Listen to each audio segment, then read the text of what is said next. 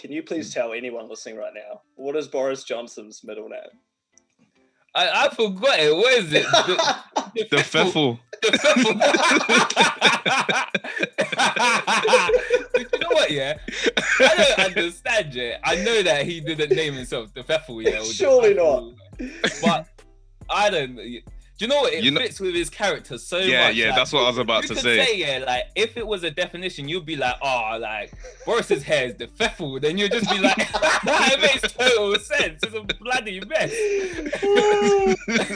But, you know, yeah, it's insane. Yeah, it's not because of the name in of itself, but it's because it's a perfect characteristic of what Boris is. Yeah.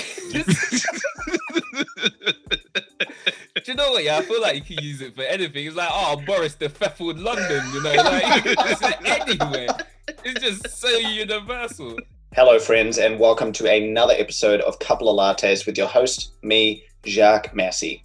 I'm on a mission to give people wings and roots, and Couple of Lattes is a podcast designed to offer simple solutions to your perceived problems, empowering you to take charge of your life. Couple of Lattes brings powerful conversations with some of the most insightful people in the world straight to your ears. You can listen to new episodes every Monday, Wednesday, and Friday on your chosen podcast platform, and you can even watch it on YouTube. Anyway, time to create some purpose and find some meaning in your life with this episode of Couple of Lattes. Well, hello there, friends, and welcome to In Conversation with Sammy and Don from the Family Podcast. So I had a bunch of questions before sitting down to do this podcast with these two incredible legends, but I'm pretty sure I ended up asking one of those. We just delved into raw, honest conversation about some topics that I guess kind of flowed naturally in the conversation, which is kind of what the Family Podcast is all about. And if you do want to listen to their podcast or check it out, it is all linked in the description below. I highly recommend it. These guys are so unafraid to talk openly and honestly about deep topics, which is really invigorating today because so many people are afraid to talk about things because they're worried that someone else might perceive something about them. And it just makes no sense. We've lost this ability to have open, honest discussions, even if we disagree. And that's essentially what today's podcast is about. I called it Madness and the Cure because more and more we're kind of seeing this maddening of crowds where people are so stuck on their own ideals that it's impossible for them to listen and try and understand another person's opinion. You know what? Guess what? The main message of this podcast really at the end of it is you have your own opinions and that's cool, but you don't have to hate someone or completely cancel them out because they have a different opinion to you. On other topics, we dive into Boris Johnson's middle name. This is a funny podcast as well as a deep podcast. I really enjoyed this discussion with these legends, and I hope to have them on the podcast again. I really want to dive into some deeper topics with them, especially surrounding prejudice and racism. But these two are incredibly family-orientated. They're super musical, and they're super passionate about what they do. I hope you enjoyed this chat as much as I did, and let's dive into today's In Conversation with the powerful, the legendary Sammy and Don from the Family Podcast.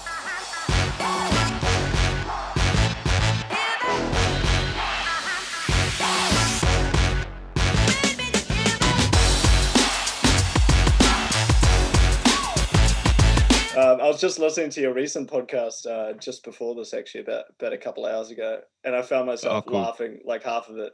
The way you guys mix like just the humor of general conversation with just really intense topics. It's so good. It's so refreshing.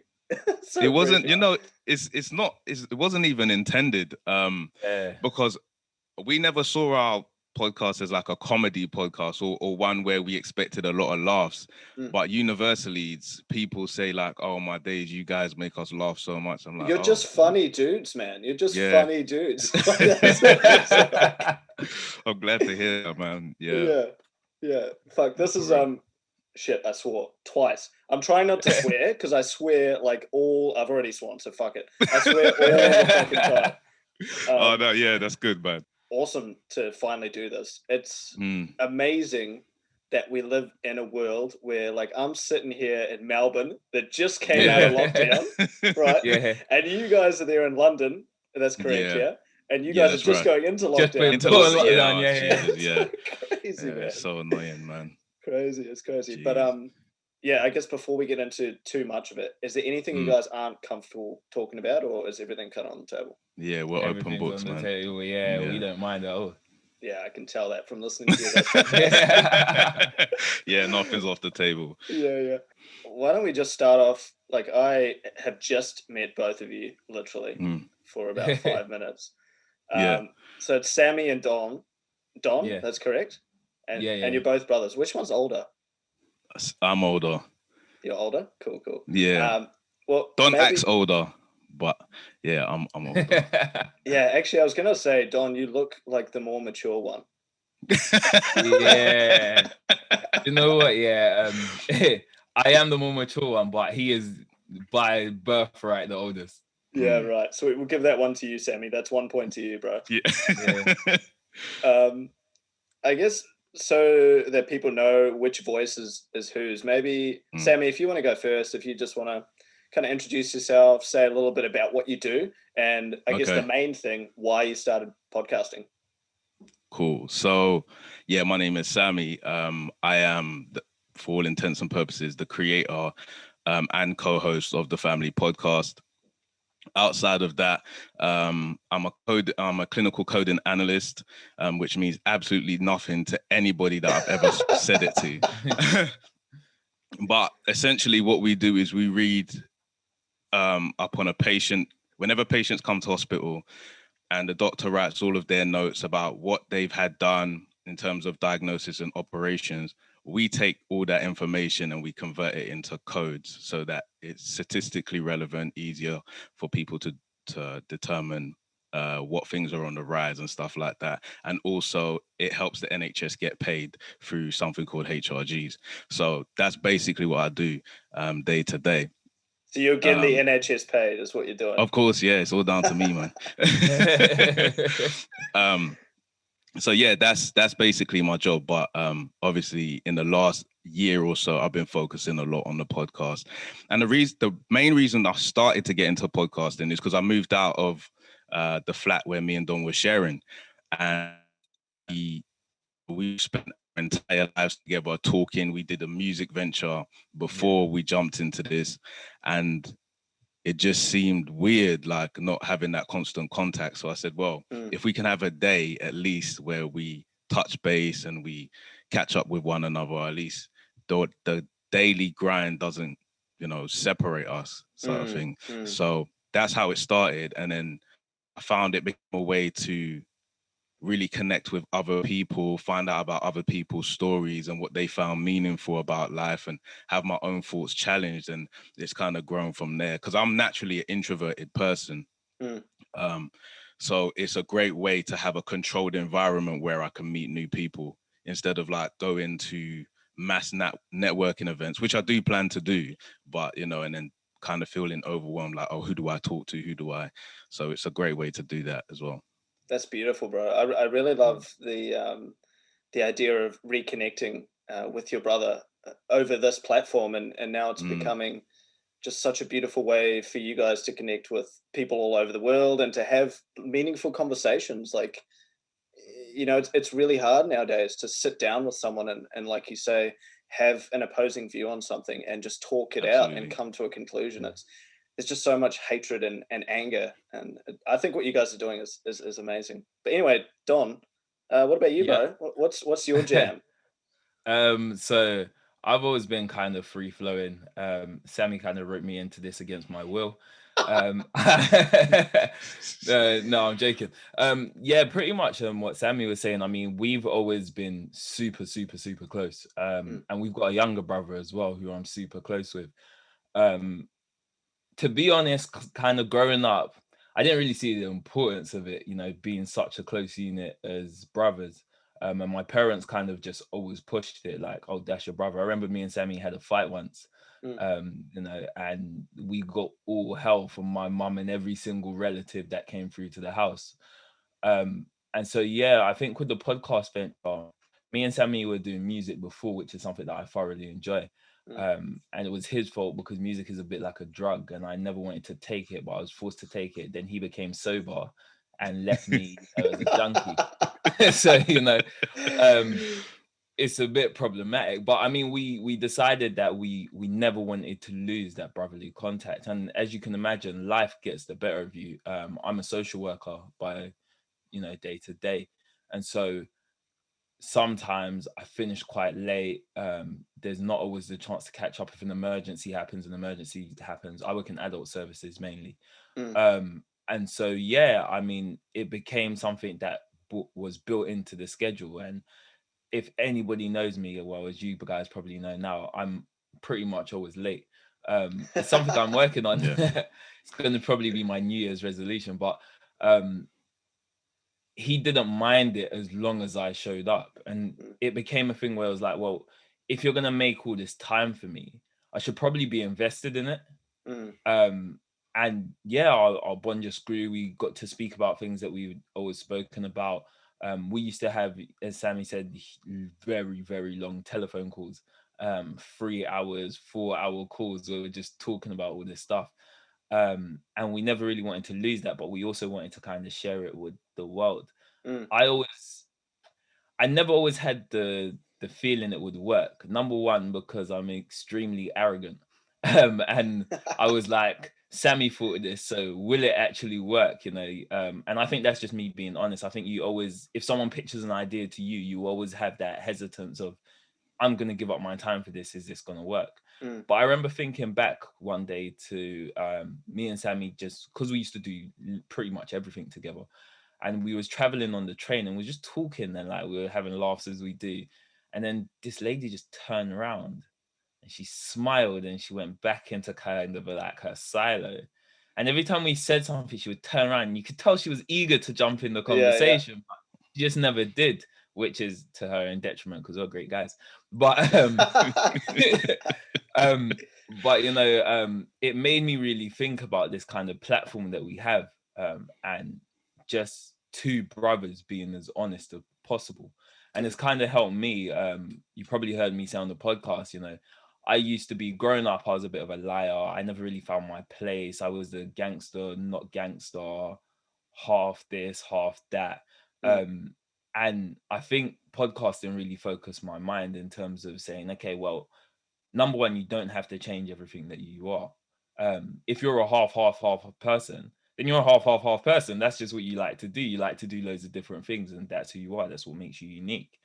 I found this kind of space to just be myself with my brother, and it didn't matter because if nobody liked us, me and my brother were having a conversation and, finding out stuff and Googling stuff and talking about ideas and concepts. And it became kind of really organic to me personally anyway. And as it became more organic, I was just like, yeah, I can do this. Like, this is a cool thing to do. I was like, oh, safe, Sammy. Like, you actually came up with an amazing idea and, let's run with it. Still don't like the way he, says that he owns the podcast and all the rest of it. I'm waiting for my 50-50 check, but, no, I'm joking. But yeah, that's enough about me. But yeah, no, generally it was just an amazing experience to kind of connect with my brother. And then suddenly it turned into this world thing. And I was kind of like, Mama, I'm famous. Like, I don't know where all this stuff came from. And people probably noted that I never really interacted on the Instagram. And then I was like, you're doing yourself a disservice. Your brother's putting in all this work. You should probably start interacting. And it's been great, like getting to know new people, going on new podcasts, and people giving us the opportunity to speak. So yeah. That was beautifully said, bro. And I kind of jotted down a couple things there while you were talking. Before I say that though, I kind of have these notes right at the start of every podcast, and 90% of the time I basically ignore all of them because the conversation just evolves. You guys can probably relate, right? And on the top of it, because your guys' last podcast, you joked about Boris's middle name, Boris Johnson's middle name. Oh my God! Yeah. And I was pissing myself laughing because at first I was like, "What did he even say?" Because I listened to it at 2 times speed. And so I had to slow it right down. And then I heard it and I was like, I've got to include this in the chit chat at the start. So before I get to some of the serious notes I took down there, what you said so beautifully there, Don, can you please tell anyone listening right now, what is Boris Johnson's middle name? I forgot it. What is it? The Pfeffel. The Pfeffel. You know what? Yeah, I don't understand. Yeah, I know that he didn't name himself the Pfeffel. Yeah, surely not. But I don't. Do you know what? It fits with his character so much. Yeah, like, that's what I was about to say. Yeah, like if it was a definition, you'd be like, oh, like Boris's hair is the Pfeffel. Then you'd just be like, it makes total sense. It's a bloody mess. But you know, yeah, it's insane. Yeah, it's not because of the name in of itself, but it's because it's a perfect characteristic of what Boris is. Yeah. Do you know what? Yeah, I feel like you can use it for anything. It's like, oh, Boris the Pfeffel London, you know, like it's anywhere. It's just so universal. Oh my god! Yeah, I think we should put it into the English dictionary. No joke, man. Like, it just means like everything is a mess, innit? Like, you might call me and I'll be like, oh yeah, just woke up feeling the Pfeffel. Then you know exactly what I mean. Look at this picture of Boris looking like an absolute idiot. But yeah. Well, we gotta cool down now. I didn't realize this would be so much laughter right at the start. That's 100% true though. Like when you said that, I was like, that is like a description of who he is. And you could actually use that to describe people just being absolute morons in life. Oh, it's brilliant. All right, hey, shout out to Boris Johnson though, seriously. Yeah, so anyway, I guess to get slightly more serious here, the ones that I kind of jotted down when you were talking there, Don, when you were talking about how the podcast kind of narrows your thinking, I was kind of thinking to myself, yeah, it does that for me as well. And then I also linked to, I go to this cafe on the corner and I just spark up conversations with random people now because I'm starting to really like crave it, right? Yeah. And I think what you were talking about there, formulating an idea, for me, what it is it's active thinking. And it's a way of coming to a conclusion without feeling as though you need to, I guess, pick a side or you need to have a certain idea before you go into a conversation. It's just simply like, I'll ask a question, for example, and then we'll start formulating these ideas as the conversation goes on. And it's how we used to operate. Like, I know you guys read a lot of philosophy and, you know, back in the days in Greece, you know, these dudes would just sit around for a half a day and just talk the shit and come up with ideas. And we miss that, I believe. What do you think about that? Sammy, you want to go? Oh, me, yeah. He's just defaffling around over there. Yeah, I do agree. Especially like you say, when you look at some of the sophists, all they did was debate, like what is the nature of a good man and things like that. If you do a bad thing to ensure a good thing, is it still a bad thing? And I think we've lost that. One, because it's not face to face, and two, I just feel like we're splintered quite a bit. So like we have these ideas that are polar opposites, and now it's not okay to have that viewpoint. People attach like a negative attribute to it. So it's, you can't. So I'll give you a perfect example. When the UK was going through the Brexit scenario, we had two sides. And one side was, if you voted for Brexit, you're a moron, essentially. And that narrative was not just in terms of the people, it was being perpetuated in our government as well. Because what Labour was saying is people didn't realize what they were actually voting for. In essence, calling loads of members of their constituents stupid. It's like, you don't know how to make a decision, so let's redo this whole thing because you're not capable of looking at information and deciphering for yourself. And I think that's been expanded and put out everywhere. So now everything is like, are you this or are you that? When I was growing up, it used to be that politics, they said the same wings, different wings of the same bird. So there was quite close parallels between the two. Like Tony Blair's Labour Party was closer to the Conservative Party at that time. The ideas were quite similar, but now we've just gone the opposite way, and it's like nobody can have a conversation without insulting one another. If that makes sense. I don't know. It's very strange. But we do need the conversation, and I do think that's why podcasts are so popular, because you get to see somebody work through maybe an idea that is very embryonic and they haven't really got to that stage yet where they know the actual conclusion of it. And sometimes you never do. It takes a lifetime to figure some of these things out. But I think the conversation will help us get there, especially conversations where maybe we're not all on the same page, because that's how you're gonna have your ideas challenged and see whether they're worth a grain of salt. Yeah, 100%. And I guess maybe I'll handball this over to you, Don. What do you think? What do you think some of the reasons are for, I guess, that need to be labeled or categorized?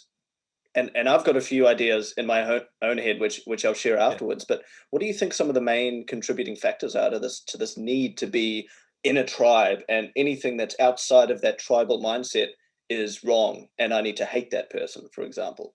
What do you think is contributing to that? I think what contributes to that is just human nature. I think we have a predisposition to want to work in groups. We understand that we work better in groups, and we understand that as we formulate a group, there's a process that goes on.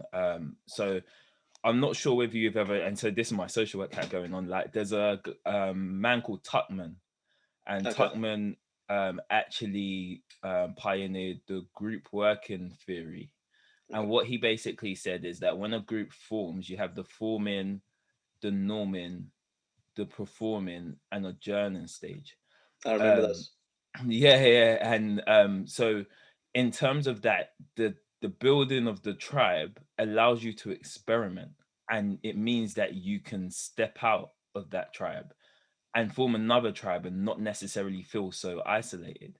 I think it comes from the need of wanting that physical or verbal human contact, or contact with anything. It's said that most people don't like to be alone, and I'm sure we've all seen it. People who can't stay out of relationships because they're just not comfortable in being alone.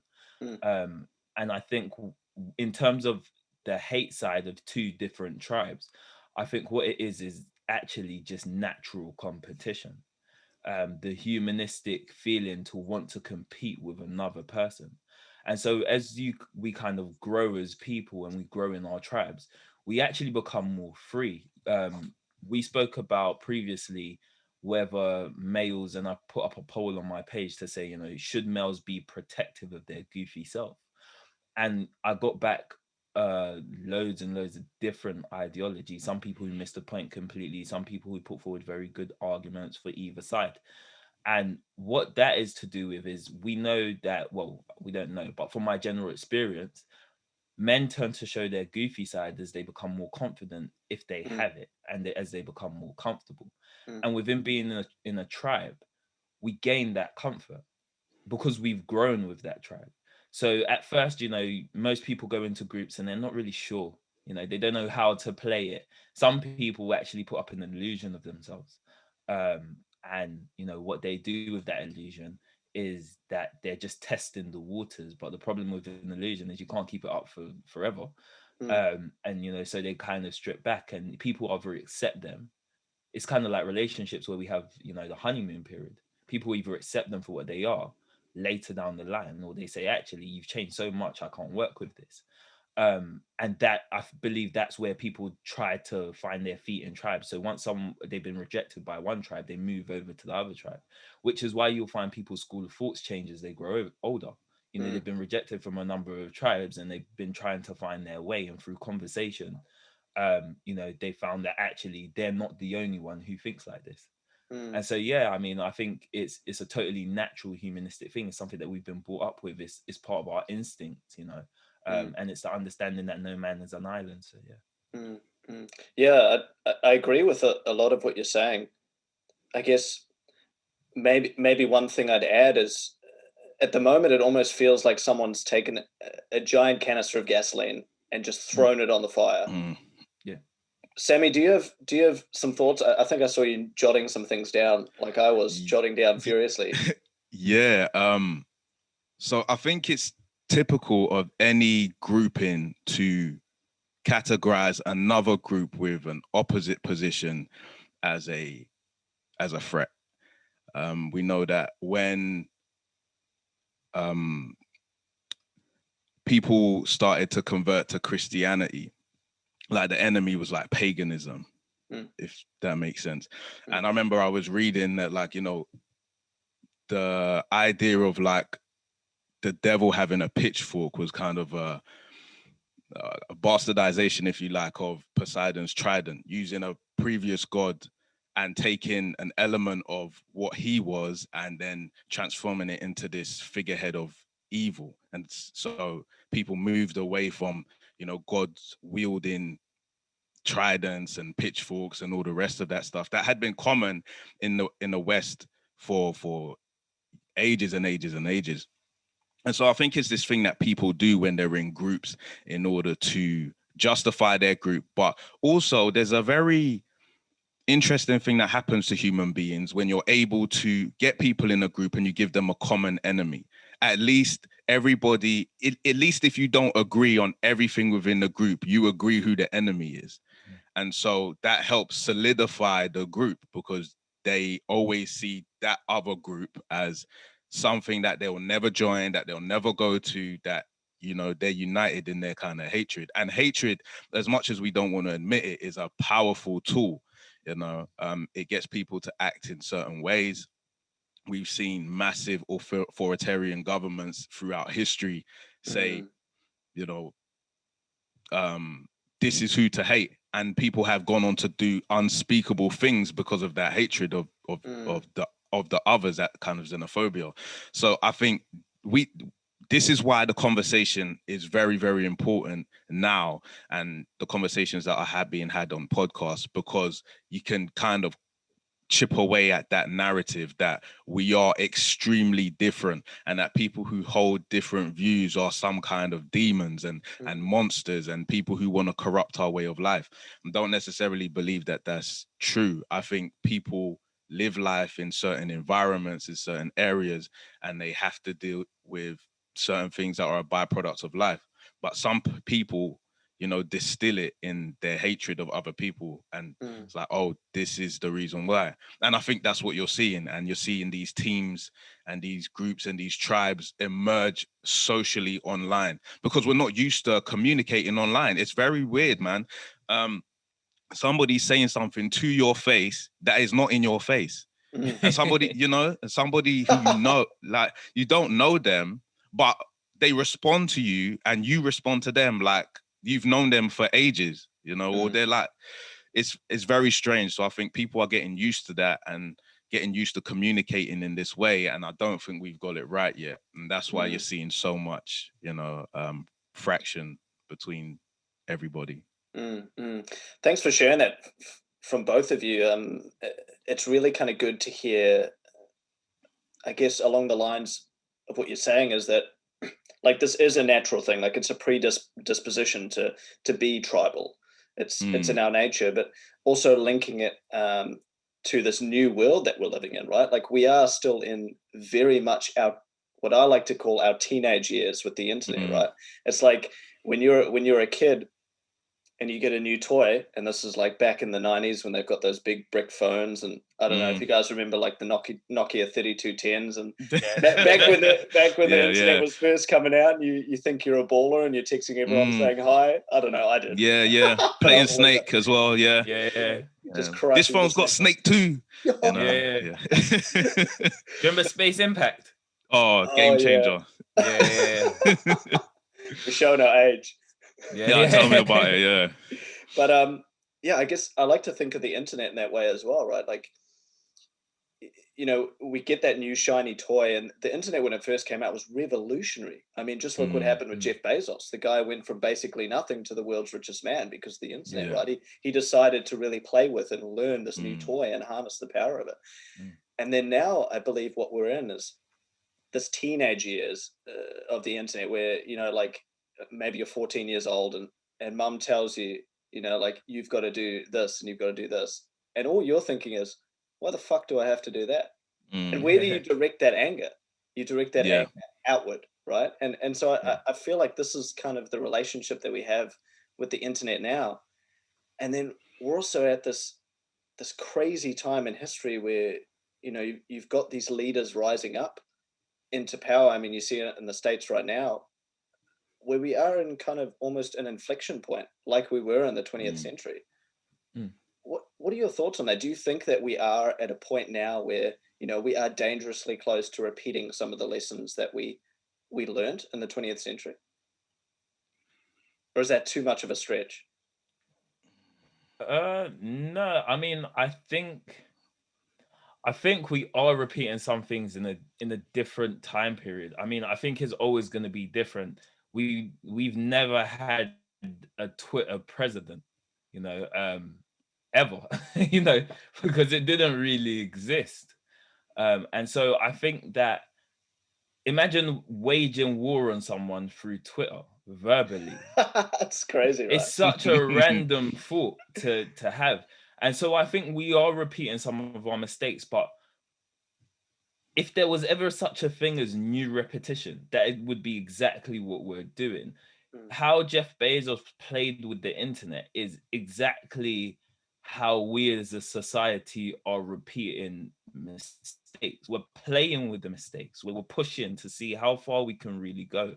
That would be my general view of it, because we don't know. People have been made celebrities through TikTok. Yeah, it's crazy. It doesn't make any sense. When we speak about revolutionary people, we speak about kind of the Martin Luther Kings. We speak about, anyone who had an amazing talent, and that you could see it was tangible. The Michael Jacksons, the people who put hours and hours into their craft. And some people are now making that leap by mistake.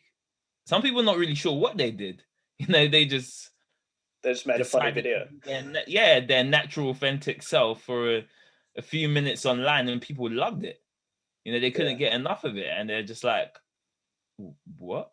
I mean, there's a guy over here called Osh, and he was really interesting in terms of his rise as a music artist, because me personally, I hadn't really heard of him at all. And then one day he went, my yay is different to your yay, dripping in sauce, dripping sauce. And it went viral. And then everyone was like, they're like, when you walk to church in your Sunday best, my yay is different to your yay. When your girlfriend leaves you, my yay is... And it just went everywhere. It went all over the States and it went all over the UK. It was everywhere in a matter of seconds. And then I was like, yeah, this is crazy. Then he got a record deal. And then I found out he knew one of my friends, and I was like, this is insane. Like, what is going on here? The people have just chosen this guy who they think is charismatic, is, a good source of laughs, is talented in music, and they've just put him on a world stage. Well, when does that happen? When you think about people fighting for equality and their basic human rights, you're like, we've done a huge turnaround where the people can decide that someone is of value and just put them on a podium. I was like, it's insane. And so when we think back to, whether we're repeating mistakes, well, of course we are. We're trialing and testing something cold in a new period. When we look at Donald Trump, he's like a TV personality. It's like tuning into Trump's show. It's insane. It's like, this is the president of America. But it's no different, from watching a comedy sketch. It's like, what outrageous thing is Trump gonna do today? How is his wife gonna show in a million ways that she probably no longer loves him, and they're just kind of saving face? And you're just unpicking this person's personality and this life before you. You would have never got to do that with a president. You don't know what the president does. We knew that he attended the White House, and I suppose if you read loads of political books, you would somehow envisage fiction to some degree, and you'd put the pieces together and say, this is how my mind thinks of the president in the White House, because this is what I've read about, this is the information that I've got. Now you can just see it. He just streams himself. He puts up a wild comment on Twitter and you're just like, oh, this is how the president lives. That's interesting. And so I think it's the same mistakes in a new way, and it has the potential to go very wrong because of that, because we don't know what we're playing with. It was only recently we had the discussion about how much data is on the internet, and then you had this massive push of people like, well, how do I get my data down off the internet? And we found out it was a long, convoluted process. For Google to stop tracking your data that is shared with Facebook, Instagram, it's huge. Like, you have to do a huge piece of work to kind of get that stuff down, especially if you still want to use the internet. And we've never had that before. We've never had our mistakes just cascaded across this public forum like this. I mean, you had loads of rappers trying to delete their old Twitters where they said the wildest things, and they never knew that it was going to come to light 20 years down the line. People found out that Justin Bieber said something racist. What? He was probably, 12, 13 years old at the time that he said it. And we're attributing it now to 20 years later. We're going, even our legal system's changed. Now you can be penalized for old crimes. We never had that before. You had a crime that you committed 20 years ago, you was scot-free. Someone bring it up, you're like, yeah, that was just the good old days. But now it's like, oh, you committed a crime 20 years ago. Oh, well, let's just have a look into this. Is there new evidence that we could bring up? Can we reopen this case? This is crazy times. People bring up video evidence from 20 years ago. You indicted yourself on WhatsApp and people are bringing that up. You've got the closure of Encro, which is was a massive kind of drug network. I mean, how do people find out about this stuff? Pablo Escobar had a line running from Colombia all the way to America, and and nobody knew about it, but just because we didn't have the technology. Now you try that, you get stopped in 10 seconds. It's an insane time we're living in. Yeah, that's why they got submarines now, bro. Yeah. Yeah. I mean, he had a bulletproof mansion. In the time that he lived in, he had a bulletproof. Who makes enough money to have a bulletproof mansion? He's one of those people, right, where I'm impressed by him, even after all of he's obviously done terrible things, but he's also what he was able to create in terms of just from a business point of view was unbelievable. And you know what? Some of that came from just sheer paranoia. He just didn't want to be arrested.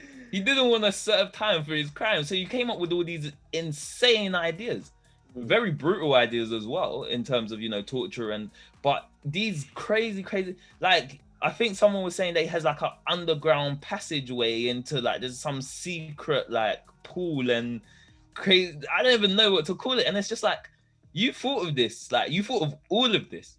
He probably thought of it through conversation, just like we're having. He probably speaking to one of his guys and was just like, you know what? I'm really having this problem with the police. So I was like, why don't you just build an underground passage?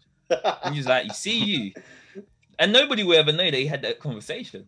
All right, Sammy, I'm going to throw this one back at you. How do we cure this madness?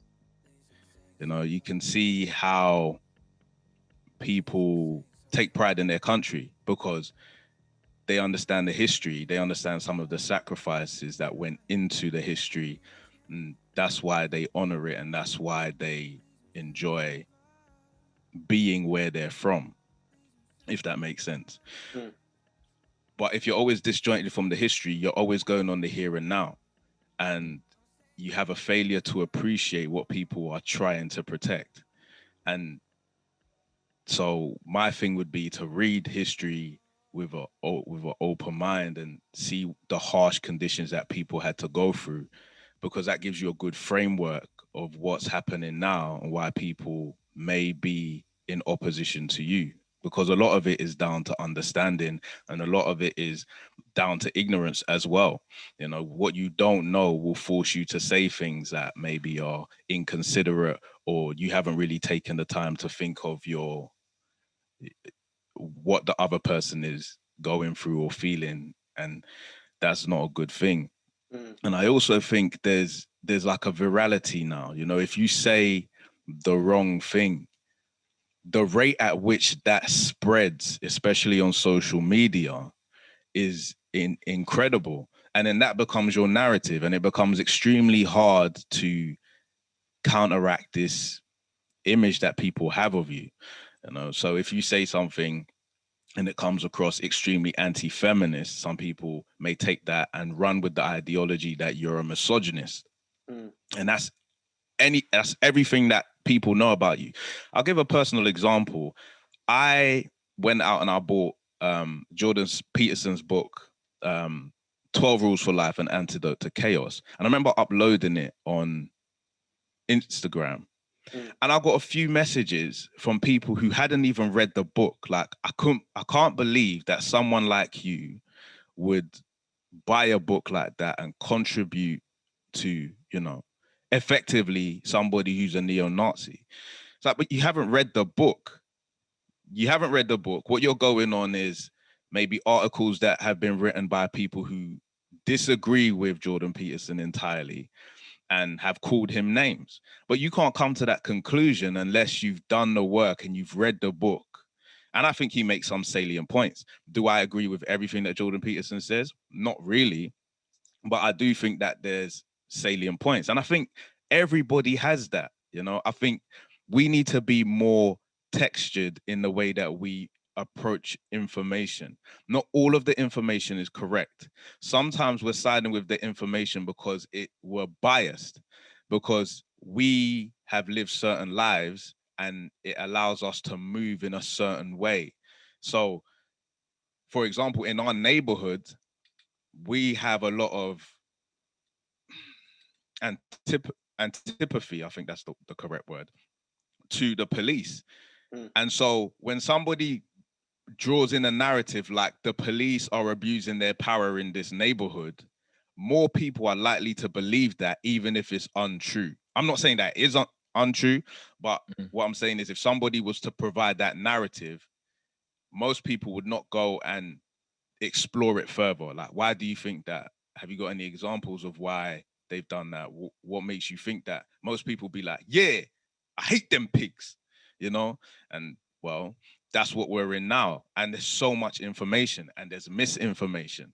So I think we just need to take everything with a grain of salt, individually, and work on making sure that what you say is honest and you have at least some bits to kind of back up what you're saying. You won't always, because, you know, we have thoughts that are embryonic and they seem to make sense on saying it or on thinking it. Maybe we need to talk to somebody about it to really see whether or not it's a good idea. But, you know, human beings do that. We look at things and be like, oh, I think this, that, and the other. It's fine to have that thought. Yeah. But we all have, like, as much as we don't like to admit it, we all have prejudices, right? Like, we all have bias. And I think the people that are the most, I guess you could call it, altruistic or kind by nature or understanding, aren't the people who don't have prejudice and bias. They just simply understand that it's part of being human, is having these prejudices and these biases, and they're willing to talk about it with someone who may disagree with them or get an opposing idea, and I guess not lock too much of their identity into their ideas. Juan from Mere Mortals podcast, because you guys have been on there, he came up with a great one, which is strong opinions loosely held, right? Like, say I believe something, I'm going to believe it strongly. But if I have a conversation with, say, you guys, and you're just like, you know what about this? And I think about it and I go, okay, that's right. That's strong opinions loosely held. But you've got so many people just latch on to this idea that they are their thoughts and their beliefs. And if that changes, then they're lost almost. Yeah. And a lot of it is tied into one particular aspect of a person's characteristic. which is a terrible way to live your life, because you're so much more than that. And actually, by saying that you're this one thing, there's nothing to separate you from everyone else.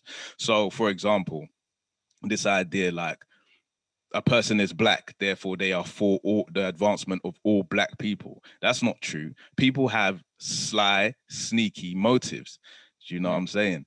And some people's whole genre of writing, blogging, their media presence is about perpetuating an idea so that they get financial revenue from doing it.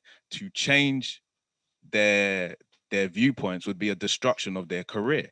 Some people have spent 10, 20 years learning about a specific type of education. And so they can only relate to certain things through that lens. It's like, no, I am a black person, or I am bisexual, or I am, it's like, well, what about the rest of you? Because the rest of you is what allows you to interact with the people who you share this world with. For example, you take me, you, and Don. We're black guys, but we're also men. So there might be stuff that I can relate to with you because we're both men, if that makes sense. But maybe it gets lost in translation if we're only looking at it through the lens of race. So I have to be able to use all of the attributes that I have in order to, you know, interact with the world that I'm living in. Otherwise, everybody's your opposition. That doesn't lead to any good. It leads to xenophobia, and xenophobia leads to violence. Yeah, which is unfortunately what we're seeing happening. I mean, I guess it's sparked in the States, but it's happening all over the world to some degree, right? And yeah, it's kind of scary to think about, but I think it's cool that we're having this conversation, and I really enjoy having conversations like this, because the more that people are willing to talk about this kind of stuff and kind of bring it to the forefront and actually realize, okay, hold on, maybe us, you know, running around rioting and yelling at each other and screaming at each other is actually quite ridiculous. And maybe if I actually just sat down with this person and had a conversation, it might have some better results. I mean, the thing is, you can always say that, like, you don't fuck with a person. Like, if I don't fuck with you, I need people to be who they are. So I can tell, and me and Sammy talk about this often, you know, so I can tell who I want to stay clear of and who I don't. It doesn't mean that I want to, you know, turn this into San Andreas and, you know, start spraying up your house. You know, it just means that, like, I don't fuck with what you know, your argument. And it's interesting, you know, to see. We have this, even when I speak to people and they go, oh yeah, so like, what about your like ex-girlfriends and stuff? And I'm like, yeah, like some of us we talk and some of us we don't talk.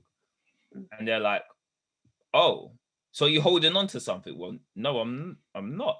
We just either talk or we don't talk. Either I found something in that person that I think is worthwhile and still maintaining, or we got to a point where it became counterproductive. And I think so often we're so concerned with this ego that we have within ourselves, where we want to be right, where we want to be seen as the best person, where we want to compete, where, you know, I'm like, there's millions and millions of beautiful girls. If your category is beautiful girls, you will fall short. Never. You know, you don't even have to remain in the UK. You could travel to any other country and find a beautiful girl.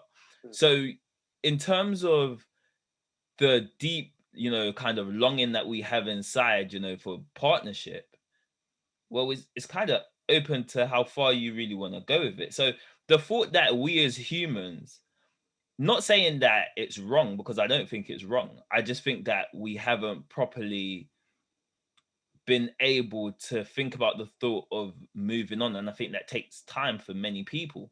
But I'm like, when you finally realize that there's millions of people in the world, and that fuzzy feeling that you got with one person could quite easily be replicated, and it, in fact, made better, could be made worse as well, you know. Kind of shit's luck if that happens to you, but you know, you could find totally better things than you ever dreamed of, you know, just by opening your mind. But you would sit wallowing for so long in this grief and doubt, like hoping that the relationship that you had would come back.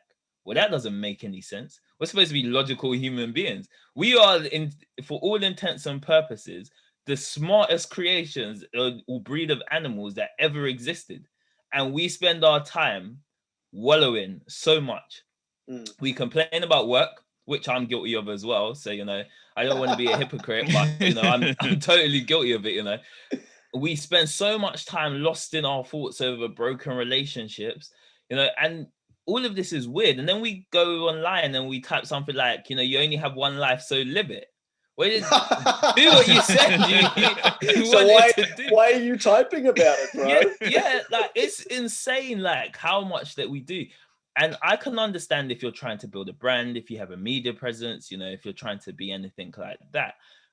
But some of the stuff that we do is in utter contradiction with everything, every fiber in our body,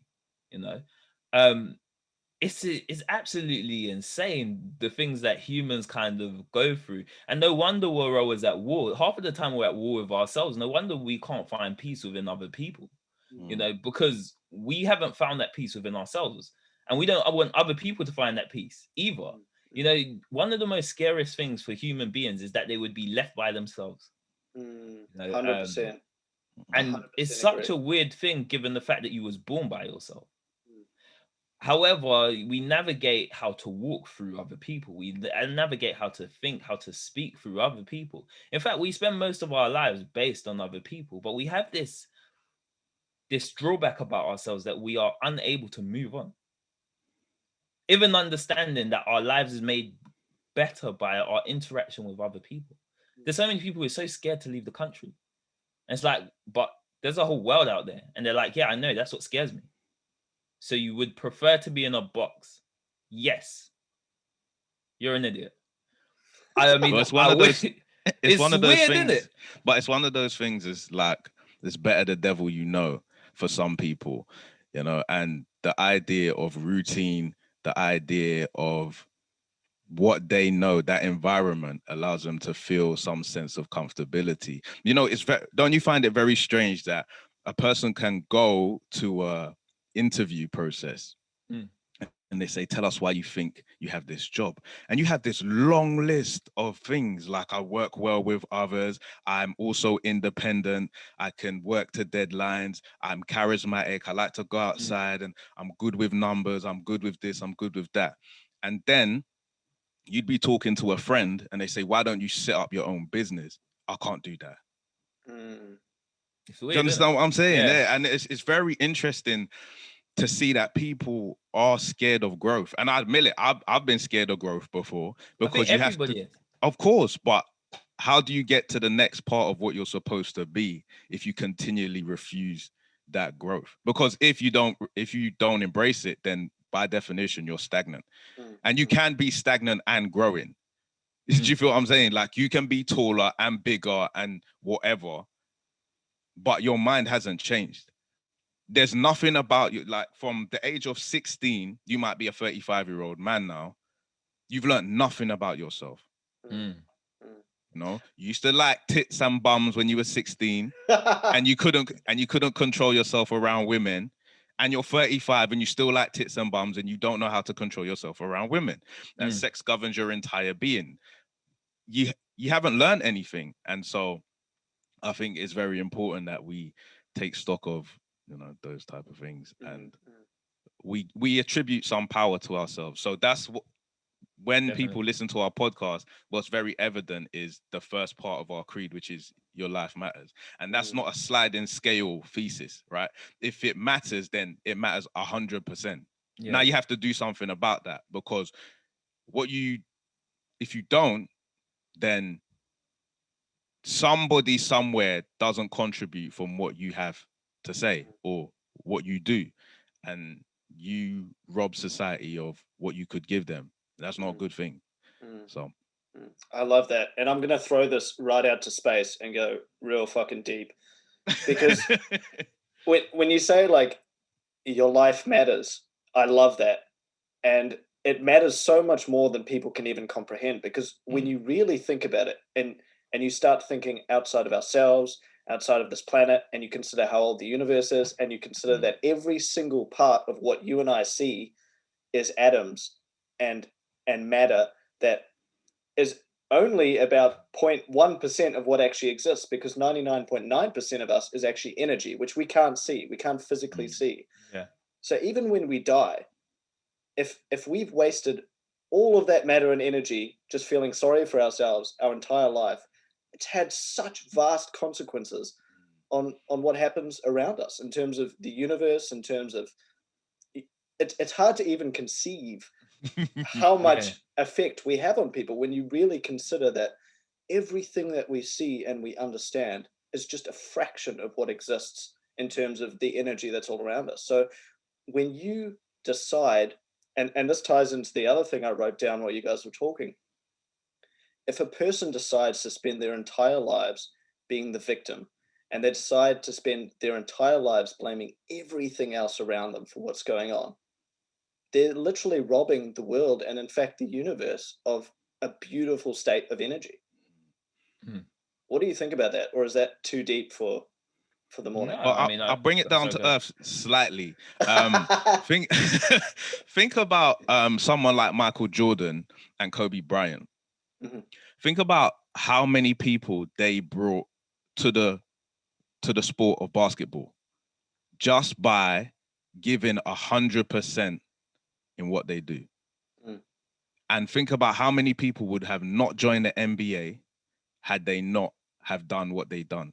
You know, and it's easy to say, oh, well, somebody else may have filled the void. Maybe, but you don't know, we don't know that.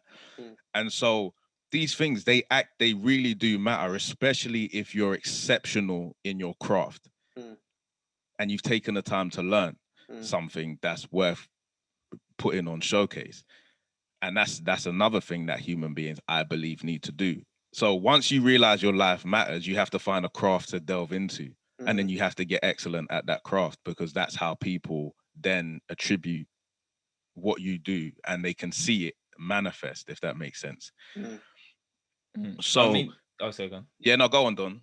No, I was going to say, nobody can do it like me. Straight up. Like, I would tell you that big chest, tall African, you get what I'm saying? Nobody can do it like me. And, you know, I don't say that to be arrogant. It's a fact. You know, if you want to break down my biology and my genealogy, you will find nobody can do it like me. And nobody can do it like you either. But the problem is, if you're never going to do it, whatever that thing is, as Sammy said, you're never going to be noticed. You're never going to know. I mean, I found so much confidence in podcasting because, well, it's a chance to be my authentic self, you know, and I don't have to explain to see, this is where humans get caught up. We think that we need to explain. It's like, oh, sorry, I'm late. No, I'm late. Sorry. You know, that's it. Like I don't need to explain a single thing. You know, we explain stuff out of courtesy. We give courtesy. Well, I don't know. We in England, we tend to give courtesy more than any other country, you know, across the globe. Yeah. You don't even bump into someone and you're like, oh, sorry, before you even touch it. You know, it's interesting. I remember my little brother, when he was growing up, you could raise your hand, yeah, and sweep it down, and before it hit his face, he would start crying. And it's interesting. We're like that as humans. We don't even know what's gonna happen. You know what that is as well? That's this idea that I feel like a lot of us are constantly reactive instead of proactive in terms of our approach to life. And the other thing that stood out, Don, sorry to interrupt you, but I kind of have to spew this out of my head, is that idea of extreme ownership, right? Like, yeah, like you say, you know, sorry, I'm late because of blah, blah, blah. It doesn't matter. If you're late, you're late. Yeah, you're late. Yeah, exactly. And the thing is, the more you speak about it, the more the person's going to think that you're bullshitting. You know, oh, yeah, I was late because I had to feed my dog. And no, I'm just late. Next time I'll make a better attempt to be early, or I don't give a fuck because I'm a late person. You know, you wanted this aura and this energy, and I showed up, and boom, look at this place. That fucking shining. You get what I'm saying? Like, you know, nobody... And this is what it is for me, you know. There's certain people that you wait to come to the party. Doesn't matter whether they're late. Doesn't matter who they are. It doesn't even matter who they turn up with. You know that whatever this person is going to bring is going to be awesome. Like that auntie who you wait, for Christmas. She always brings the best gifts. She never fails. You always open her gift and like, shit, what am I getting today? There's some people who are just like that. And the problem is we waste so much time with, oh, I'm really sorry. And then like you go home and you're like, oh, you know what? I didn't actually fucking feel sorry. Why the hell did I say sorry for the thing that I said sorry for? And you beat yourself up and you go around in circles. You're like, next time, I'm not going to say sorry for this thing. And you find yourself saying sorry again because you really haven't come to grasp with the fact that you are your 100% unique and authentic self. It doesn't matter what you do, and there's some crazy things that people are doing. Like, mass murderers, they're known for being mass murderers. We shouldn't give them this stage. We shouldn't even give them the time of day, but we put them in news articles. We make sure everybody knows that this person is a mass murderer just in case, they end up in your area. And we put them on, this public stage. Regardless of whether you like it or not, this person is on a public stage. Everybody knows them. They're known for the totally wrong things, but they're still known. You would never be able to change that. We spoke about Pablo Escobar previously. The world knows Pablo Escobar for the brilliant things that he done and for the completely terrible things that he did. And people, as Sammy was saying earlier, you make up your mind about what parts of him that you like, the ideologies, and the parts that you don't like. This is human nature. Jordan Peterson, some people will say, that he is the essence of kind of hegemonic masculinity and it's very oppressive to females, but for some males, he's taught them how to be a male. He's taught them that understanding knowledge is important. You can't just have a gender debate about pay without having context. You have to understand certain things. And they may be harsh truths, and whether I believe them or not is totally irrelevant. But he is Jordan Peterson. You know what you're going to get when Jordan Peterson walks in the room. As a feminist, maybe that's somewhere that you don't want to be. Because that Jordan Peterson is going to do what Jordan Peterson does. And he doesn't make any apologies for that. Why should he? You've never been through the life experience of Jordan Peterson. You don't know what it was like to be a 2-year-old Jordan Peterson. And similarly, I don't know what it's like, to be a 10-year-old Sammy. I know through the eyes of a Don what it's like to be a 10-year-old Sammy, but I'll never know that. And it's my job, as you were saying, to bring that energy. I bring that energy every time. Why? I'm unapologetic about it because I'm Don. If you want to find another Don, you're more than welcome. He just copied my name. Oh, he came before you. He still copied my name. Why? Because the energy that I bring is completely different. And he can't copy that. He can bring you a different type of energy. So this is Don times 2 squared with different energy. If you bring him into a room with Sammy, just because he's Don, he doesn't emit the same energy that Don 1 emits with Sammy. Why? Because the energy is different, the coding is different, completely different person. And I suppose we have to start owning these things. I think that we're so scared of what people think nowadays, and I'm guilty of it as well. When I first started podcasting, I was like, what if I say the wrong thing and my job hear it? I'm like, well, if I say the wrong thing and my job hears it and they can't understand, they've been working with me for the last 5 years, and they don't understand, then maybe this is not the atmosphere for Don to grow. We're about to cultivate a new atmosphere where my energy feels protected and safe. And if they want the productivity that, Don brings, because I believe I bring something to every place that I'm in, they're just going to have to like it or lump it. That's something I really love actually about podcasting. Another thing I really love about podcasting, I was actually watching a bit of a news interview with Megyn Kelly. Do you guys know Megyn Kelly? She was ex-Fox News. She basically got kicked off. I can't remember. I've heard her name. Yeah.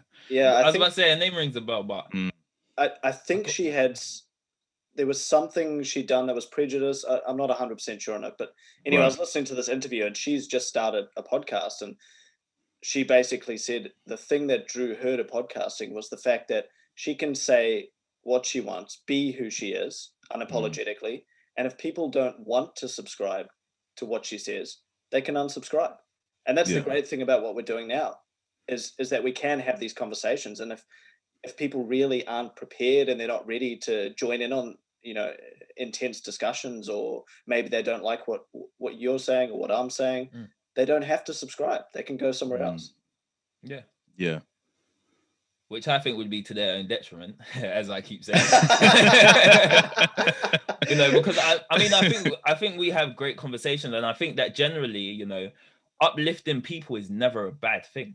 You know, we spend so much time down in the dumps, and sometimes you just need a push, you know, to get out there and do something that is different with your life. You know, we now know different. I think previously we just watched other people do, like, run around in circles, and we're like, oh, this is what we do. Let's run around in circles. And you made friends, and you would all go and run around in circles.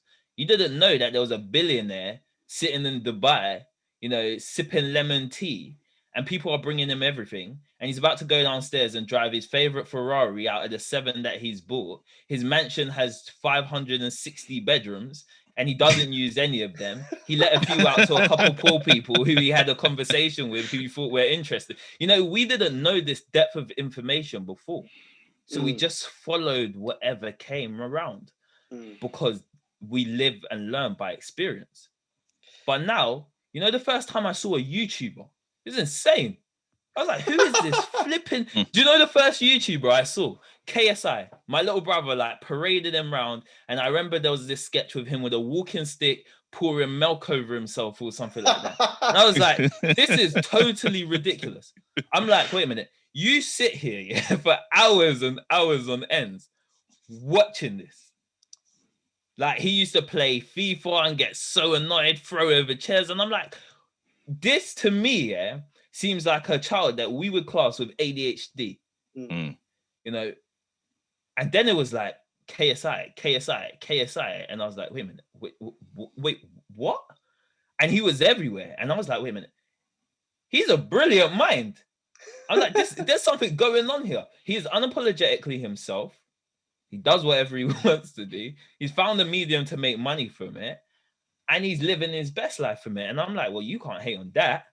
Mr. 9 to 5, go to work, and, you know, your manager says, can you do this? So you go, of course I can, you know. And you look at the parallels and you're like, all right, wait a minute, I'm starting to understand something. I'm starting to see something. There's bravery in stepping out and being yourself. Sorry. And also, I think that people who tend to be academically inclined really have a hard time of understanding that sometimes idiocy connects. There's an entertainment value to idiocy, and some people have jumped, for real. And some people have jumped into it wholeheartedly that are smart. Like, they've understood that the world needs jesters because sometimes the world can be a very brutal place. And to make people feel like things are superficial and funny and, you know, just downright stupid takes some of the edge off. Kevin Hart is a prime example. Kevin Hart's not an idiot. He's a very, very smart man. He is an animal, man. His work, holy shit. You know, and he's built this narrative for himself as the little silly black man. But he's far from it, and he's used it to make a complete business model for himself, a life for his family, and he's just being what comes naturally to him. He's a goofy person. I have goofy elements to me, but for a long time I repressed them because I didn't want people to think I was dumb and take me for an idiot. But you grow and you realize you have to accept what you are in order to move forward. Like, if you're a lazy person, you have to accept first that you're a lazy person to then make steps to be more diligent in your life. But it all comes from understanding where and what you are and then building from there. So to relate it back to Don's point, that KSI thing, he figured out very early that there was maybe monetary advancement in being who he was and being somebody that takes the edge off everyday life. Because it's not every day that people want to hear that, oh, we are heading towards an authoritarian government and, you know, Boris is Stalin in bad hairdo. Do you know what I'm saying? No, we don't always want to hear that. Sometimes we do because it's good to be on the lookout. But sometimes, you know, we want to see cats jumping at cucumbers and shit. You know, so that's just how we are. We're not one thing. And I think entertainment is is necessary, but right now it's blurring the lines, especially like in terms of entertainment and politics. For the first time ever, I'm hearing, not that I didn't like his policies or I don't like his philosophy on life, but he didn't really grab me, you know? Like, I don't really feel like he's president material or prime ministerial material. Like, what are you talking about? Like, he's not here to be on the cast of Selling Sunset, you know? He's there to run the country. And more likely, the person who's dry and boring and has a good attention to detail, that's probably the person you want in charge of your country. Not the wild man who's grabbing people by the pussy. That is such a good point. And I think we know who you're talking about there. If anyone doesn't know that, then look it up. What was Boris Johnson's middle name again? Lefeffel. That dude was Lefeffel in the 80s. He was Lefeffel before Boris Johnson even had the middle name Lefeffel. Oh man, for real. But to kind of wrap up some of your points there, guys, and to tie this whole podcast in, because we've gone on some deep dives all over the place. I'd love to like keep chatting for hours and hours, but maybe we could do another podcast in the future. Yeah, definitely. Of course. But I guess to tie this one in, I think in my mind, and correct me if I'm wrong, I think the best thing that we can do right now is focus in on the individual. And I think what you guys are doing with your podcast, what I'm doing with my podcast, what people like Jordan Peterson, whether you agree with him or disagree with him, you know, what many more of these kind of people are doing is they're trying to target in on the individual and improve the life of the individual. And with all the chaos that's around us nowadays and all this new technology that we're trying to get to grips with, and, you know, the fact that our minds are only able to really interact with about 120 people at a time, and we've got 1 billion different people in our faces all the time that we're constantly consuming. The best thing that you can do is to just focus in on yourself. You know, stop consuming as much, start creating, start taking action, stop being the victim, start being the hero in your own life. You know, a friend of mine has a podcast called Become Your Own Superhero. It's such a simple name, but it's true. Yeah. Just like, stop focusing on everything. Like we were talking before about, you know, the world is potentially going to repeat the 20th century and everything's fucked, and fuck, you know, like, and the reality is, like, we're still laughing about Lefeffel over here because we're focusing on just being the best versions of ourselves that we can be. And I hope that anyone's listening to this right now, definitely go listen to Sammy and Don's podcast, the family podcast, because they're doing exactly the same thing, you know, focusing in on solutions, individual solutions, to just make yourself better before you worry about everyone else's problems, because you ain't going to be able to do shit until you figure out your own shit, you know? Yeah. And you could catastrophize someone else's life by jumping in when you ain't got your shit together as well. So sometimes you don't even need to say anything, you know. As you mentioned, you know, the Kobe Bryants, you know, the LeBron Jameses, you know, they just lived, and other people found inspiration in their living. And I think when you get to that point, it's about those people who are gravitating towards you and how much they change and benefit from who you are, you know. I think once you have to say it, you kind of lose part of the essence. I think you say it for a certain amount of time so people can understand it and get where you're coming from. It's that idea of membership, you know, whether I want to sign in or whether I want to sign out. But after a while, you know, people do that automatically. I can't believe we've done like an hour and a half already. I had like this list of stuff. It's crazy, man. To go over. I knew I'd only get through a couple points though. Like I could. Yeah. Okay. With the way you guys have your conversations as well, like you get really deep into just specific topics. And I think that's important. Like I really wanted to talk about, you know, like racism and prejudice. Right. Yeah. Like that topic in itself with you guys would probably be an entire podcast to itself. Yeah. It probably will. People have tried it, and yeah, we've done 2-hour podcasts on it, you know. Yeah. We'll have to sit down for a day, maybe. I'll come to London when we can fly again. Man, that would be sick, man. That'd be cool, Good to have you, man. Yeah, I would love to meet you guys in real life. It's so sick that we can do this. Like, I've got some, I don't know what other people you have lined up in terms of podcasts, but like, I've got people from the States that are going to jump on, and like, amazing, from all over the world. It's like, man, I talk to these people, I'm just like, you would have never talked to me in real life. Yeah. It's so true. And me and Don have this like crisis at the moment because of the nature of our show, we don't do remote conversations. We only do whoever can get here we'll talk to and we'll see.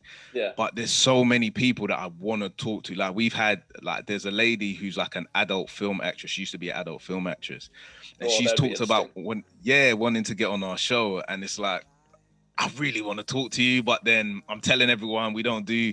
So I don't know. I think we'll have to revisit it. But yeah, man, I don't know. It'll come, man. As you get the setups and things kind of, it'll evolve. It'll grow, like you've been talking about in this podcast. Exactly. Yeah, no, definitely. Cool, guys. Well, like I was saying, Sammy, Don, just while you were kind of hopping on, there was so much more that I wanted to talk to you guys about in this podcast, including like the heated topics of racism and prejudice. But like I was saying to Sammy before, like we could spend an entire day talking about that topic. Literally. And I think I'd definitely love to chat to you guys again, maybe in the new year if you guys are up for it. But absolutely. Awesome. But I think for now, maybe we'll wrap it up. I was chatting to, I think it was Sammy before this also. I do this thing at the end of each podcast called the 4 and 1. Basically, because it's my podcast, I get to ask 4 questions and you guys get one. All right, so cool. I guess, Don, if you want to go first, number 1 book recommendation that challenged your views. Ooh,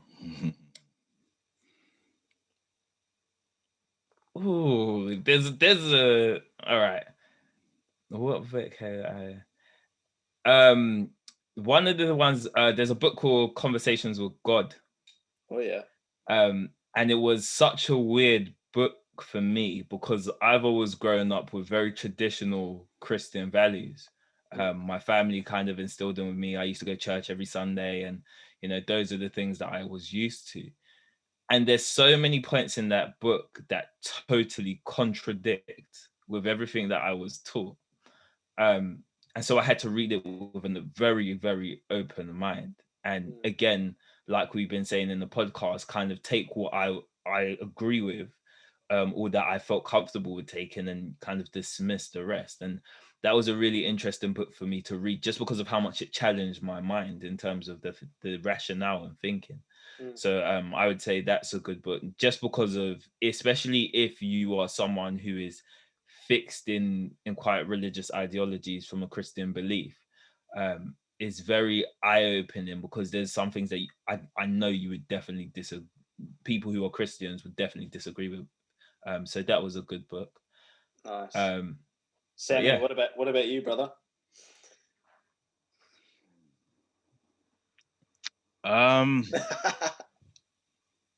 What's been a book that's really challenged me? I think maybe, I don't know,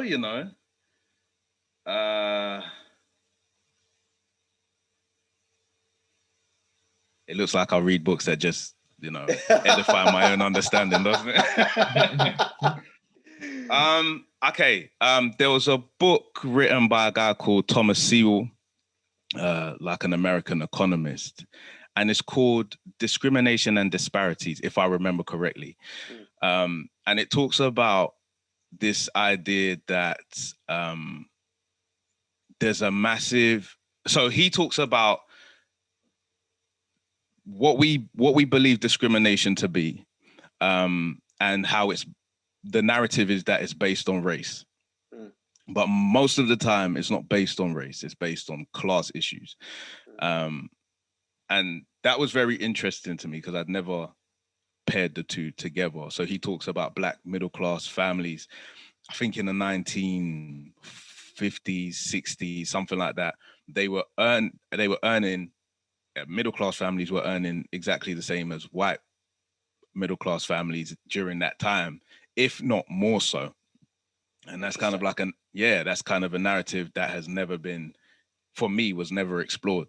So I think that's a good one to read.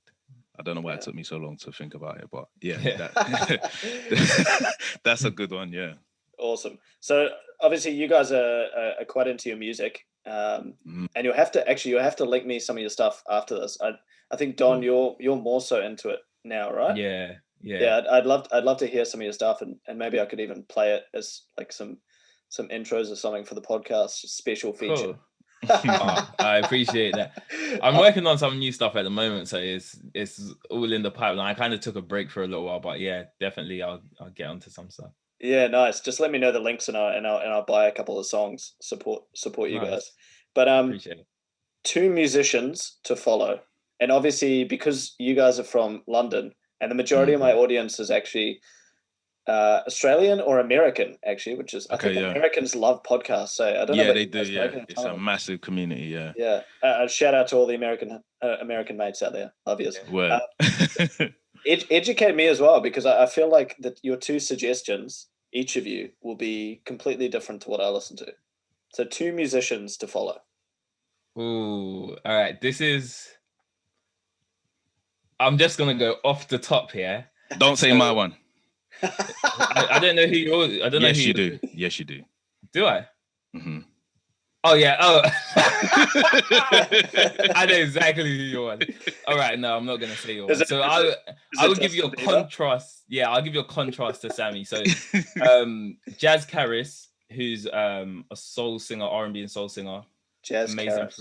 Amazing friend of mine. I tend to always shout her out just because I'm such a fanboy of her work, even though we know each other personally. And Loyal Kana, if you've never heard of him. How do I spell that? Loyal Kana. So it's Loyle and Carner, I think it is. All of these books and these artists will be in the info below for anyone listening right now as well. All right, Sammy, you're up, bro. So the first one obviously is going to be he's what we call drill over here, drill artist called Dutch Avelli. He just released his first mixtape called Dutch from the Fifth. So if you're into kind of hard, gritty music, then definitely that's somebody that I recommend. And then secondly, who should I big up on this platform? Who's deserving? Who do I listen to a lot? I'm going to say it because he's massive in the UK, but I'm not sure he's massive everywhere else. And that's J Hus. J Hus. J Hus has, I think he's got 2 albums now. And yeah, he's just a vibe. He's somebody that you can listen to, just chill out. He's a really good musician. So yeah, J Hus and Dutch Avelli.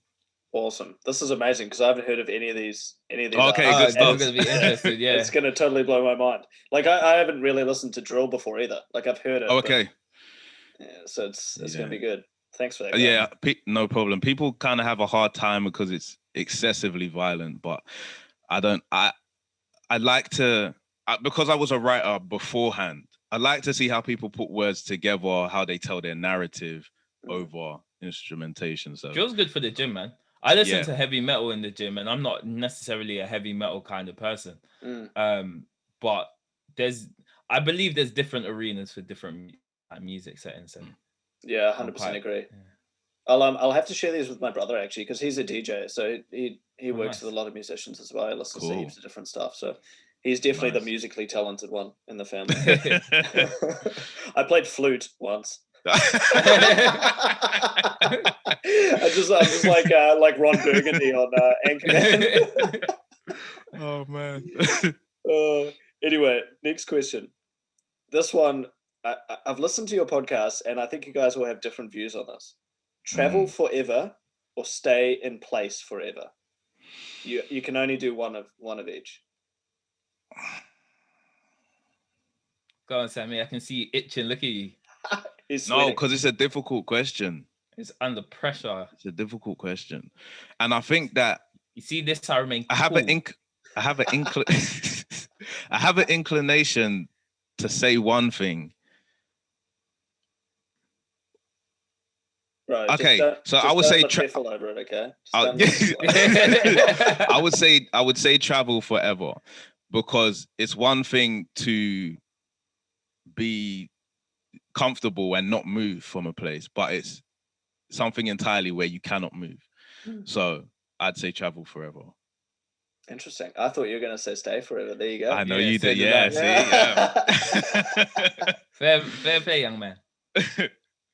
Don, you're going to be travel forever, surely. Yeah, definitely. I'll travel forever. I mean, to be honest, I'm traveled forever so much. Yeah, so I don't even think Sammy's properly thought it through. But we can get if we start that one, it's gonna be a whole podcast because I don't think he's really deep. Like, for example, like his children. Like, would you uproot your like child all the time? Like, it gets. Yeah, no, it does. Actually, well, imagine changing. you was. Yeah, no, yeah. I'm changing. I knew it. Oh, there we go. See how well I know. And do you know what the thing is? Yeah, because I was like, even if Sammy, because I was thinking to myself, as he said it, I was like, even if Sammy was single, imagine he found the love of his life and then he had to move. He'd be so pissed off. I'm staying put. Yeah, I'm staying. Oh. Okay, last one for you guys, and then I guess you guys get one each for me. Sure. Cool.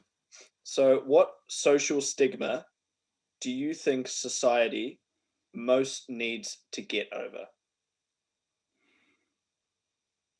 I'll let Sammy answer this because I feel like I'm going to say his one. So, I don't think you are.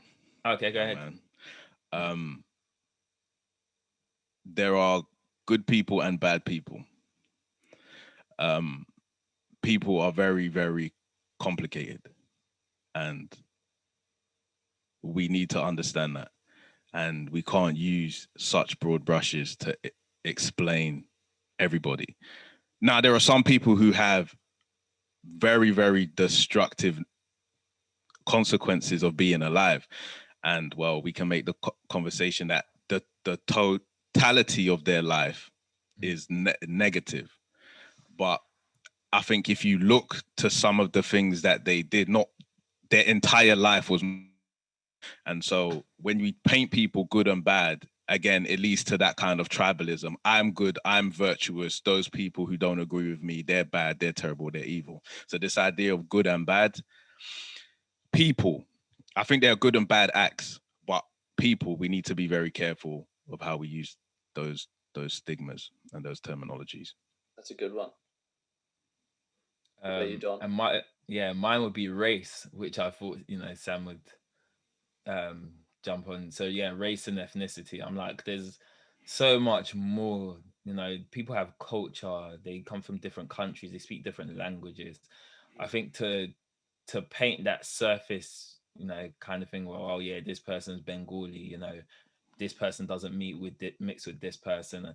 I'm like, are you guys kidding me? Like, I just think it's so weird that we still have this debate, and especially acknowledging that some mixed ethnicity like people and children like are absolutely stunning, like the way that they, and not just physically, sometimes mentally, because their understanding of two different cultures is just beautiful. Like their ability to empathize with, for example, people from the poorest areas of different countries to the people of the richest people is almost breathtaking.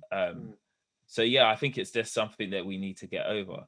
Oh, also someone that I can recommend to you who's not a singer, not anything else. Sophia, is it? One second, I've got to check this out. You're recommending someone you don't even know. No. First of all, First of all, I have that I've actually met this person, so it's pretty bad. That's even worse, Yeah. Sophia Thakur is SOPHIA and she's a poet. Right. And she tackles some amazing issues. Like the way that she deals with words is really a full-on song and dance. It's amazing. So I would say definitely check her out. Because especially even like me speaking about that kind of the race thing, sometimes the way she talks about things like wearing your own skin or being beautifully made and things like that is so, ironically, it's so poetic. So that's another person I'll shout out. But I think race is something we definitely need to get over. Beautiful. I love both of those. I'll definitely make sure I put Sophia Thakur, is that pronouncing it right? Yeah, I'll make sure I put that in the show notes. We're like, yeah. But I mean, I think that's one of the reasons why, like, I've traveled a lot to a lot of different places. South America, Africa, the States, Europe, Asia. And I can comfortably say that if I hadn't done that, and if I hadn't met people in the favelas, and if I hadn't understood, why Chinese culture is the way it is, or why Vietnamese culture is the way it is, and the things that they had to go through, or why things are so different state by state when you travel through America, I was totally ignorant before any of that, like completely ignorant. And I think a lot of this issue around race and the fact that people feel like they need to be, white or black or yellow or whatever color you are, and that you can't just have a conversation with someone who might have a different view on something based upon their race. It just comes down to ignorance. Yeah. Like if you don't, let's say I'm in rural Australia and I've never seen a black person in my life. And then I go to Africa and literally you're the only white person in the whole airport. Yeah. And like, I've had that experience, right? Like, but like, luckily I grew up part of my life in Africa. Like I was born in South Africa, but for some people it's like, holy crap, like they only see this on social media or the news or TV and they think they're an expert, but until you embed yourself in that culture, you have no idea. So I would encourage people to get out there to like break those kind of ignorant ideas and just embrace new cultures, because otherwise you won't learn and you'll just stay ignorant and you'll have the same old issues over and over and over again. There's nothing more humbling than not being able to communicate in someone else's language and having to try and to find the door and the person just looking at you, because what door means to you means absolutely nothing to them. And then suddenly you realize that, we're all just trying to navigate through life. So when someone comes over to your country and you're not intolerant of them, because you remember you was the same person wandering around aimlessly, not being able to tell someone that you just wanted your door opened. It's something definitely that I encourage for people to travel and, speak to different people that they're not accustomed to speaking to. There you go, Sammy. You're gonna have to travel over here, bro. Yeah, I'm trying to travel more, man. I'm trying to travel more. So especially with I think the whole lockdown thing really brought it home to me. Like I said before, it's one thing to make up your mind and say you're not going to travel, but to have restrictions. Especially how severe the lockdown here, it was like, you don't go anywhere. You only go to get your groceries and stuff, and then you come home. You realize like the benefit of society and being able to travel freely. So I do intend to travel more. Cool, awesome. I can't wait to one day host you guys in my bedroom studio. Yeah, man. It'll be sick, man. Yeah. Wherever it is, it'll be sick. No, we'll be big then. We'll be bigger than Rogan. Yeah. Definitely, man. Cool. You guys get a question each for me. So I guess whoever wants to go first. Ooh, I haven't even thought this up properly. All right, do you want me to ask mine then? And then you can think about yours. Yeah. Okay, so mine is, what one practice do you think has had a really positive effect on your life? Ooh. It can only be one, yeah?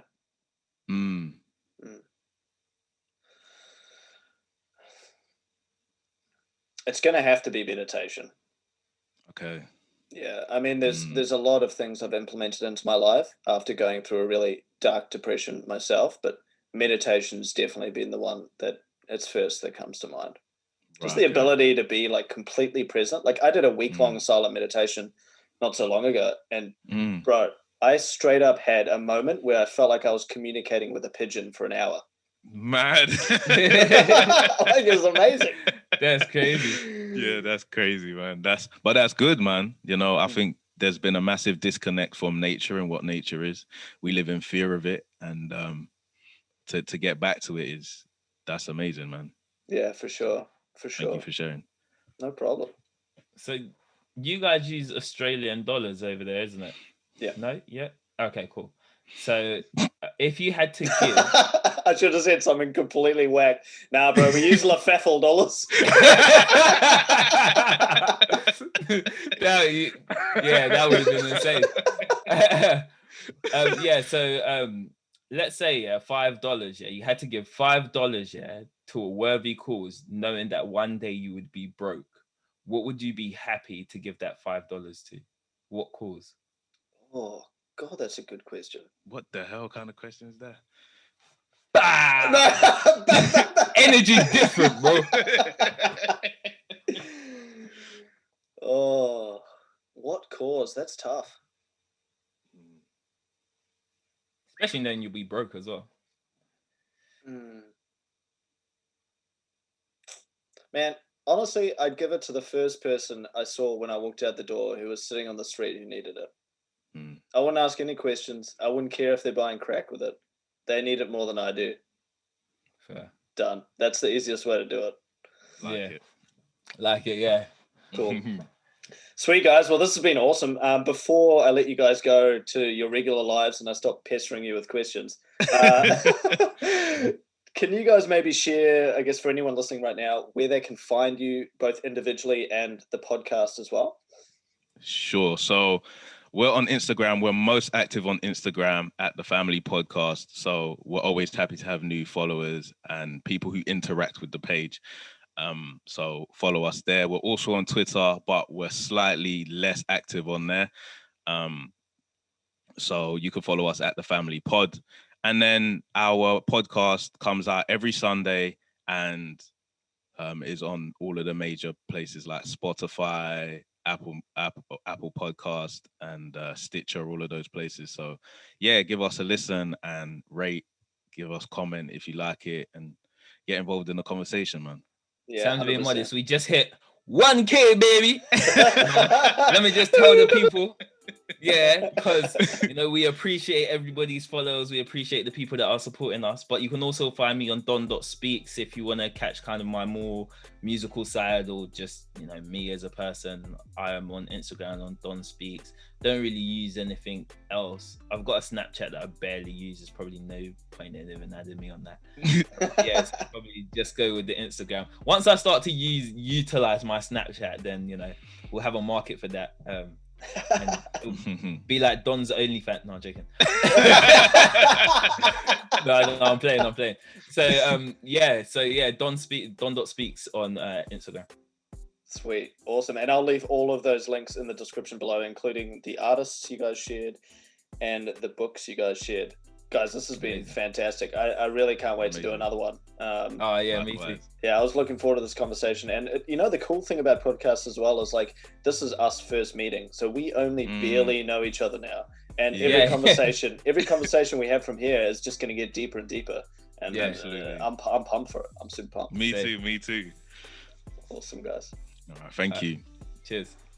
Hello again, friend. Thanks for listening to the entirety of that episode. I truly appreciate you tuning in.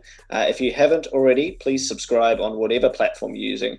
And if you're using Apple Podcasts, huge favor to ask you. Can you please leave a 5-star rating, leave a comment, leave a review, and be sure to share this with anyone in your life that you think it'll impact positively. Each and every rating and review that we get on Apple Podcasts helps beat the algorithm and get the podcast out to more people. And I think these conversations are worth sharing. So thanks once again, and we'll see you in the next episode of Couple of Lattes.